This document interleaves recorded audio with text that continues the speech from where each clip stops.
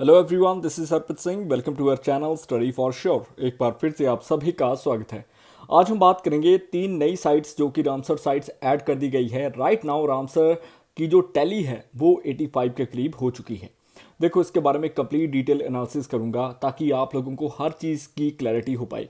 देखो, आपने various articles पढ़े होंगे। द हिंदू ने भी बोला कि 85 के करीब हमारे पास रामसर साइट्स आ चुकी हैं। पहले 82 थी और इस साल हमने एटलीस्ट 10 साइट्स जो हैं वो ऐड की है। उससे पहले आप ये समझ लो कि रामसर जो है ये एक सिटी है ईरान की, जहाँ पर एक कन्वेंशन लाई गई थी 1971 के दौरान, जिसके तहत ये कहा गया था कि वेटलैंड एरिया जो है उसको इंटरनेशनल लेवल की इंपॉर्टेंस देनी चाहिए और ये कहीं ना कहीं बायोडाइवर्सिटी हॉटस्पॉट है। साथ ही साथ अभी के लिए आपको समझना होगा नंजरायन बर्ड सेंचुरी और कुजुवेले जो बर्ड सेंचुरी है ये तमिलनाडु से है। वहीं पर तवा जो रिजर्वायर है वो मध्य प्रदेश से जो हमने ऐड ऑन किया है। जैसा कि भूपेंद्र यादव जो हमारे minister of environmental forest and climate change हैं, उन्होंने इस चीज़ का जिक्र किया था।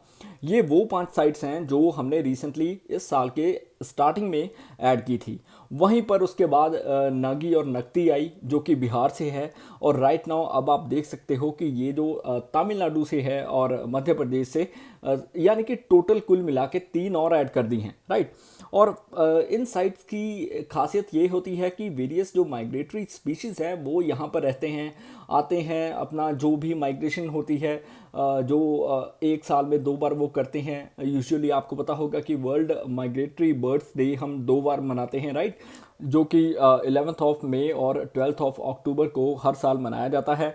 और इस साल के इंडिपेंडेंस डे पर इस चीज़ का जिक्र हुआ है। देखो, प्रधानमंत्री जी ने भी इस चीज़ को बोला है कि हमें नेचर के साथ हार्मनी बनाकर एक बैलेंस क्रिएट करना होगा ताकि सस्टेनेबल डेवलपमेंट पर ध्यान दिया जा सके। और यही नहीं, इस साल हमने 2 फरवरी को एक और दिवस मनाया था जिसको बोलते हैं वर्ल्ड वेटलैंड्स डे, जिसका जो थीम था वो था वेटलैंड एंड ह्यूमन वेलबींग। वहीं पर सस्टेनेबल डेवलपमेंट गोल्स की बात करें तो 16th गोल जो है वो peace, justice and strong institutions की बात करता है। वही इस चीज़ पर आधारित है। अभी के लिए 3 रामसर साइट्स कन्वेंशंस बहुत ज़रूरी थी। देखो, अभी आप बोलोगे कि हमें क्या इससे कुछ बेनिफिट मिलेगा। ये नहीं है कि आपको इंटरनेशनल लेवल की कोई फंडिंग आएगी। वेल, द फैक्ट इज़ कि इसकी वजह से आपको अवेयर होगे नेचर के प्रति और साथ ही साथ आपको एनवायरनमेंट जो है उसके प्रति जो रिस्पॉन्सिबिलिटीज़ हैं वो हर ह्यूमन को समझ में आएगी। टूरिज्म स्पॉट आप क्रिएट कर सकते हो। एक तरीके से समझो कि रेवेन्यू गवर्नमेंट जो है वो जनरेट कर सकती है। यूनेस्को ने इसको 1971 में लेकर आए थे। अभी आप ये अंडरस्टैंड कर लो कि टोटल एरिया हमारा जो है तकरीबन तकरीबन 13.5 लाख हेक्टेयर से ऊपर का एरिया जो रामसर साइट्स के अंडर आता है। अरे, ये चीज़ का जो जिक्र है ट्वीट करके बोला था जो हमारे भूपेंद्र यादव जी हैं। और रामसर कन्वेंशन की अगर बात करूं तो इसको सभी फोर्स में लाया गया था 1975 के करीब। राइट नाउ 182 कंट्रीज़ के करीब इसकी समझो कि सिग्नेटरी हैं रामसर कन्वेंशंस के तहत। वहीं पर बेबी रूसा हो गया या फिर वेरियस जो एनिमल्स हैं वो काफ़ी एक अपना ऑरा रखते हैं, जैसे कि ब्राउन पेलिकन हो गया या फिर माइग्रेटरी स्पीशीज़ यूजुअली जैसे डक बिल्ड प्लेटिपस हो गया या फिर ब्लैक बियर हो गया, ग्रीन एनाकोंडा। सो ये जो स्पीशीज़ हैं इनको भी एनवायरनमेंट उतना ही चाहिए जितना हमें स्वच्छ चाहिए। राइट। राइट। सो इनका घर हम नहीं बर्बाद कर सकते। सो कहीं ना कहीं इस चीज़ की इंपॉर्टेंस जो है वो काफ़ी ज़रूरी है क्योंकि नेचर जो है वो हमेशा बैलेंस पर चलता है और अगर इसका बैलेंस ख़राब होता है तो क्लाइमेट चेंज जैसी चीज़ें होने लग जाती हैं। वहीं पर इंडिया भी कॉन्ट्रैक्टिंग पार्टीज़ में से एक है जिन्होंने रामसर कन्वेंशन 1971 साइन की थी। वहीं पर हमने इसको रेक्टिफिकेशन 1982 में दे दी थी। और वाटरफॉल हैबिटेट प्रोवाइड करना ये समझो कि हाँ बहुत ज़रूरी है इन स्पीशीज़ या फिर माइग्रेटरी बर्ड्स के लिए। वाटरफॉल हैबिटेट का मतलब होता है कि कुछ ऐसी स्पीशीज़, लिविंग स्पीशीज़ जो कि समझो कि एनिमिडे या फिर एंसेरा नाटिडे या नाटिडे, ये फैमिली से बिलोंग करती हैं। ये एक ऑर्डर ऑफ बर्ड्स है। इनमें कई तरह की स्पीशीज़ आती हैं। Near about more than 200 species इसमें इंक्लूडेड हैं। अभी के लिए इंडिया की जो वेटलैंड साइट्स हैं वो अप्रॉक्सीमेटली टोटल जो भारत का एरिया है उसका 10% हिस्सा इसी चीज़ में है। वहीं पर 82 पहले साइट्स होती थी जो कि अब 85 हो चुकी हैं। यहाँ पर कई साइट्स मैंने मेंशन की हुई हैं और आप एक बार देख लेना, ज़रूर रीड कर लेना, क्योंकि तमिलनाडु के पास नियर अबाउट 18 साइट्स हो चुकी हैं एज ऑफ 2024, क्योंकि अभी के लिए 2 और साइट्स जो हैं वो ऐड कर दी गई हैं। और यही नहीं, साउथ एशियन रीजन में अगर हम देखें तो इंडिया के पास सबसे ज़्यादा वेटलैंड एरिया है। और वहीं पर नागी नकती, जैसा कि मैंने आपको बताया कि बिहार की साइट्स को दर्ज करवाया गया था, और उसके बाद तमिलनाडु से 2 साइट्स हैं, नंजरायन और कजुवेली। वहीं पर मध्य प्रदेश से एक है जो कि तवा रिजर्वायर, राइट।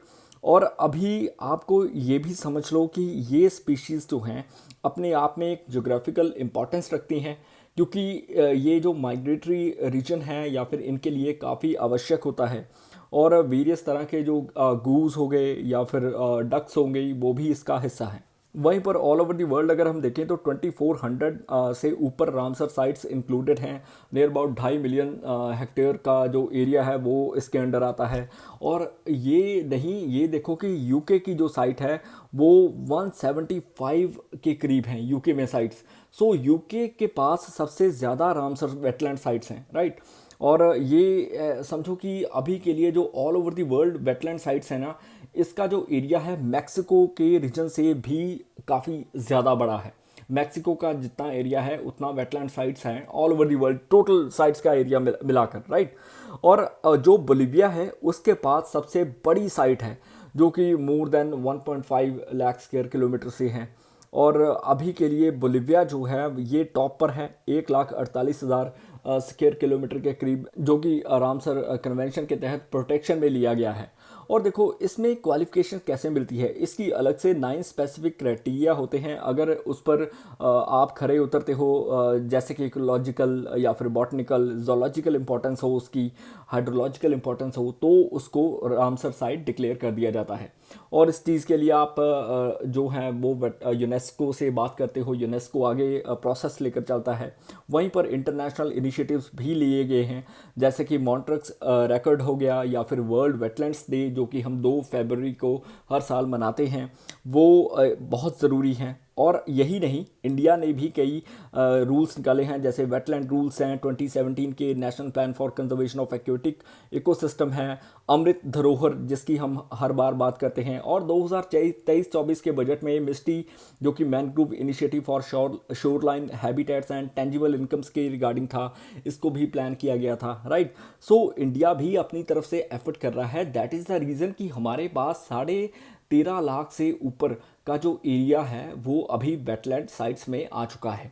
यानी कि इन साइट्स में किसी तरह की कोई भी ह्यूमन इंटरफेरेंस नहीं होनी चाहिए। इनको इनके हिसाब से एक पर्टिकुलर एरिया दिया गया है, तो ताकि ये वहाँ पर अपनी माइग्रेशंस वगैरह कंटिन्यू करें और इनका जो पीरियड होता है वो भी वहाँ पर चलता रहे, जैसे कि ऑफ स्प्रिंग इनकी जो आने वाली होती है, right. So that is the way. National wetland conservation programme भी 1985 से इसके तहत काम कर रहे हैं। वहीं पर मॉन्ट्रक्स रिकॉर्ड होता है, अगर आप किसी तरह की ह्यूमन इंटरफेरेंस कर रहे हो तो ये चीज़ इंप्लीमेंट होती है। अभी तक इंडिया में 2 ऐसी साइट्स हैं जहां पर इस चीज़ का इंप्लीमेंटेशन की गई, यानी कि कहीं ना कहीं इसमें नाकामी रही है, आप कंजर्व नहीं कर पा रहे हो। लाइकवाइज क्यूलाडियो नेशनल पार्क जो कि राजस्थान में है, second one is Loktak lake जो कि मणिपुर में है। और ये जो लेक है ना, यहाँ पर एक पार्क है जिसको बोलते हैं केबुल लमजाओ नेशनल पार्क, जो कि ब्राउन एंटलर डियर के नाम से फेमस है, जिसको एल डियर्स भी बोला जाता है। वहीं पर डांसिंग डियर का भी नाम दिया जाता है। सो मॉन्ट्रक्स रिकॉर्ड जो है ये कंजर्वेशन के लिए ही काम करता है, ताकि किसी तरह की अगर ह्यूमन इंटरफेरेंस होती है तो उस चीज़ को समझो कि एंडेंजर्ड कैटेगरी में डाल देना, राइट, ताकि आप संभल जाओ, इस चीज़ को आप रेक्टिफाई करो, ताकि हम आपको फिर से वो जो स्टेटस है इंटरनेशनल इंपॉर्टेंस का वो प्रोवाइड कर सकें। इसरो की एक स्टडी के मुताबिक ये कहा गया था कि 1.5 लाख स्क्वायर किलोमीटर से ऊपर का एरिया, नियर अबाउट अप्रॉक्सीमेटली 4.5% से ऊपर का जो एरिया, टोटल एरिया है वो वेटलैंड में आता है। गुजरात के पास काफ़ी एरिया है इसके रिगार्डिंग, और उत्तर प्रदेश और गुजरात की काफ़ी इंपॉर्टेंस रही है, क्योंकि यहाँ पर माइग्रेटरी स्पीशीज़ हर साल आती हैं। और वेटलैंड का जो एरिया है ये काफ़ी हाईएस्ट सॉइल कार्बन डेंसिटी का एरिया होता है, यानी कि ये कार्बन सिक्वेस्ट्रेशन भी करता है। इसके बारे में भी बताऊंगा। और उससे पहले ये देखो कि हर साल के करीब 20,000 प्लस जो बर्ड्स हैं वो यहाँ पर आते हैं। वाटर बर्ड्स, और ये फूड भी प्रोवाइड करता है क्योंकि वेटलैंड एरिया होता है, फिशेस भी होंगी तो डेफिनेटली फूड वगैरह भी होगा, राइट। और ये कार्बन स्टोर भी करता है, कार्बन स्टोर तो करता ही है, और ह्यूमन इंटरफेरेंस की वजह से कार्बन रिलीज भी होता है। कार्बन स्टोर कैसे होता है, देखो फोटोसिंथेसिस के द्वारा जो कार्बन है ये कैप्चर किया जाता है इन्हीं एरियाज के द्वारा, और दैट इज़ द रीज़न ये क्यों इतना आवश्यक है ग्लोबल वार्मिंग को कंट्रोल करने के लिए, ग्रीन हाउसेस को कंट्रोल करने के लिए। ग्रीन हाउस की जो गैसेज हैं, carbon dioxide, nitrous oxide, methane, right. So ये अगर एरिया हम डिमोलिश या डिस्ट्रॉय करते हैं तो जो गैसेज ट्रैप हुई हैं वो बाहर आ जाएंगी, जिसकी वजह से धरती का जो तापमान है और ज़्यादा बढ़ने लगेगा।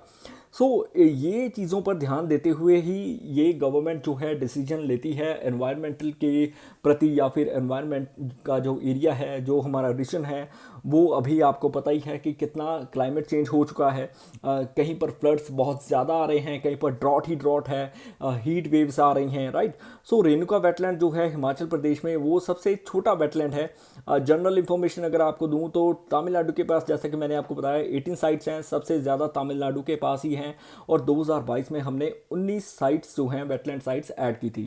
ये था आज का आर्टिकल। आई होप आपको पसंद आया होगा। किसी प्रकार की भूल होगी तो मैं क्षमा चाहूँगा। प्लीज़ हमें सब्सक्राइब, लाइक और शेयर जरूर करें। May you have a successful day had. जय हिंद।